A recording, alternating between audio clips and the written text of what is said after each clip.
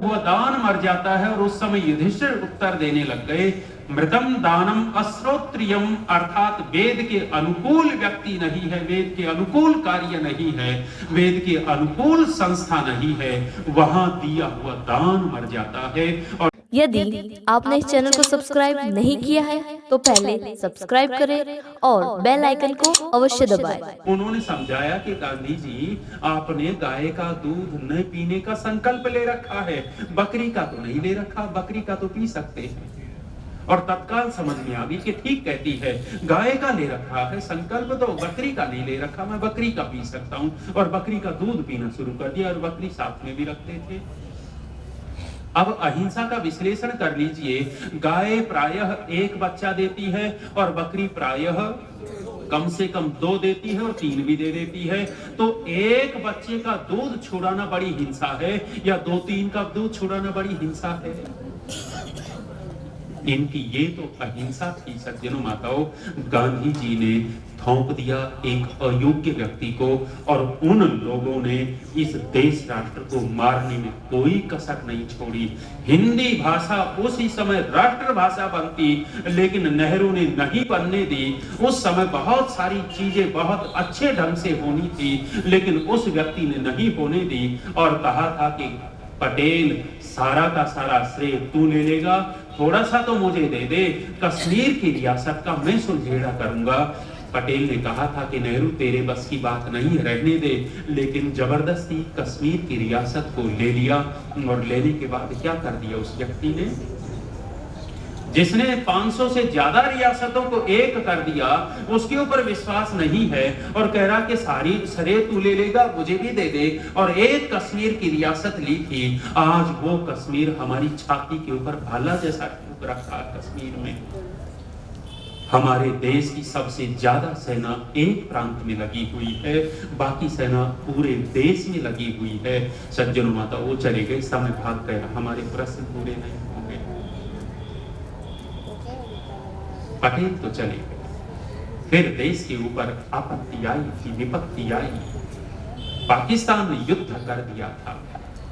फिर एक व्यक्ति पैदा होता है, राष्ट्रभक्त है, देशभक्त है, और जब जब हम उस व्यक्ति का नाम लेने लगते हैं तो श्रद्धा के भाव भर जाते हैं। कौन? लाल बहादुर शास्त्री थे। लाल बहादुर शास्त्री ने भी नीतियों से काम लिया था, लेकिन कुछ लोगों ने बहुत बड़ा धोखा उनके साथ भी किया। लाल बहादुर शास्त्री कहते हैं कि जिस समय युद्ध हुआ, सैनिक घायल पड़े हुए थे, देखने मिलने के लिए गए थे, सैनिकों के पास हॉस्पिटल में गए, एक एक सैनिक को देख रहे हैं, मिल रहे, उत्साह बढ़ा रहे हैं। एक सैनिक के पास जा रहे थे, सैनिक का चेहरा देख रहे थे, सैनिक की नजरें मिली और नजरें मिली तो सैनिक खुश हो गया। सैनिक के चेहरे के ऊपर प्रसन्नता आ गई है और प्रसन्नता आई, वो ज्यादा देर तक प्रसन्नता टिकी नहीं रह पाई और वो प्रसन्नता फीकी पड़ करके उसके चेहरे के ऊपर रुआंसा आ गया, रोने जैसी सूरत हो गई। वो शास्त्री जी तो देख ही रहे थे ना, निकट आ गए और निकट आकर के कहा कि मेरे देश की सिपाही, मैंने दोनों स्थितियां तेरी देखी हैं, तेरी प्रसन्नता भी चेहरे से देखी और तेरे चेहरे के ऊपर दुख भी मैंने देखा है। मैं तेरे से जानना चाहूंगा मेरे भाई, ये दोनों स्थिति क्यों बनी तेरी मन? सैनिक कहने लग गया कि मेरे लिए इससे बड़े गौरव की बात क्या होगी कि एक छोटे से सिपाही से मिलने के लिए देश का प्रधानमंत्री आया है। प्रधानमंत्री आया तो मेरे चेहरे के ऊपर प्रसन्नता आ गई, लेकिन दुख ये हुआ कि मैं अपने देश के प्रधानमंत्री को उठ करके सैल्यूट नहीं कर सकता। मेरी दोनों भुजाएं चली गई थी युद्ध में, दोनों भुजाएं मेरे पास नहीं है। उस समय कहते हैं लाल बहादुर शास्त्री देश का प्रधानमंत्री 2 कदम पीछे हटता है और कहने लग गया, मेरे कौम के सिपाही, देश के सिपाही रक्षक, तू सैल्यूट नहीं कर सकता, कोई बात नहीं, तेरे देश का प्रधानमंत्री तुझे सैल्यूट करता। उनकी विनम्रता और सरलता, उनके अंदर बहुत कुछ था, लेकिन उन लोगों की नीतियों का अनुसरण हमने नहीं किया। फिर से श्रृंखला बना लेते हैं। श्री कृष्ण है, कृष्ण के बाद चाणक्य है, चाणक्य के बाद शिवा है, शिवा के बाद पटेल है, पटेल के बाद लाल बहादुर शास्त्री हैं। और सज्जनों माताओं, किसी को कष्ट नहीं हो तो बोल देता हूँ। उसी श्रृंखला में आज कुछ नरेंद्र मोदी हैं। यदि नरेंद्र मोदी को लेकर के चले तो कुछ सुरक्षा हो जाएगी। कथम राष्ट्रम मृतम भवेत, कौन सा देश मर जाता है? वो देश मर जाता है जिस देश का राजा ठीक नहीं होता। राजा ठीक होता है तो देश जीवित होता है। सज्जनों माताओं, 4 प्रश्न थे, 2 रह गए हैं। समय पूरा हो गया है, समय की सीमा है, इसलिए संकोच होता है कि बोलने में। वो दान मर जाता है और उस समय युधिष्ठिर उत्तर देने लग गए, मृतम दानम अश्रोत्रियम, अर्थात वेद के अनुकूल व्यक्ति नहीं है, वेद के अनुकूल कार्य नहीं है, वेद के अनुकूल संस्था नहीं है, वहां दिया हुआ दान मर जाता है।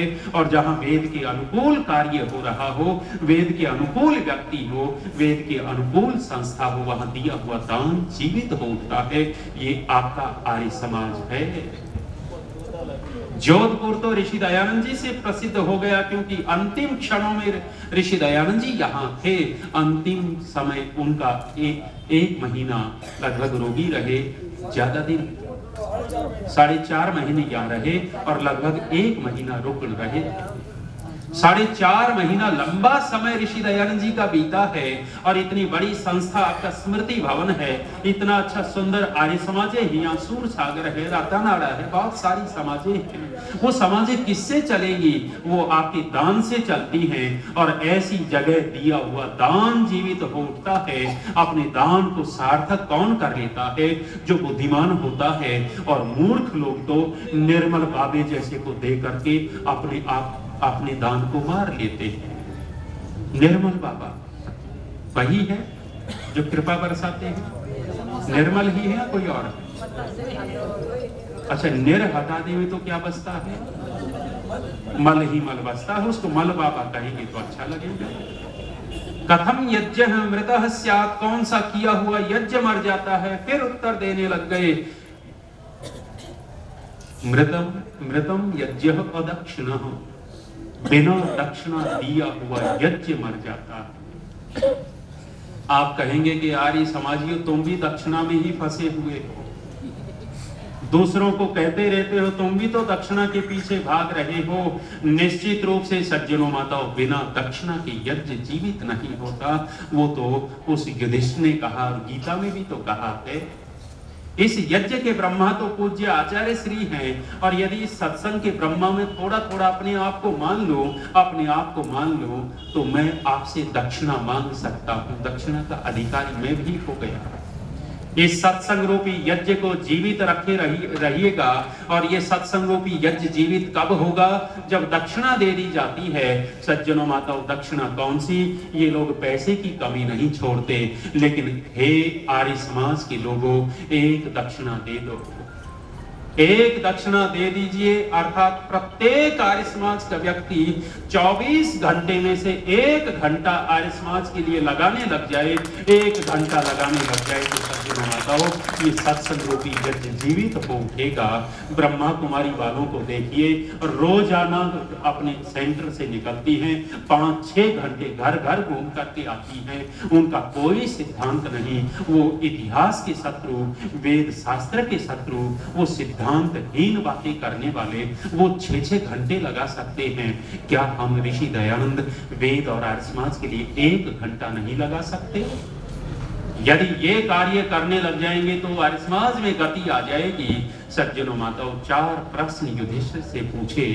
कौन मनुष्य मरा हुआ होता है? कौन सा राष्ट्र मर जाता है? कौन सा दिया हुआ दान मर जाता है? और कौन सा किया हुआ यज्ञ मर जाता है? ये थोड़ी सी बातें मैंने जल्दी में कही। समय पूरा हुआ, वाणी को विराम।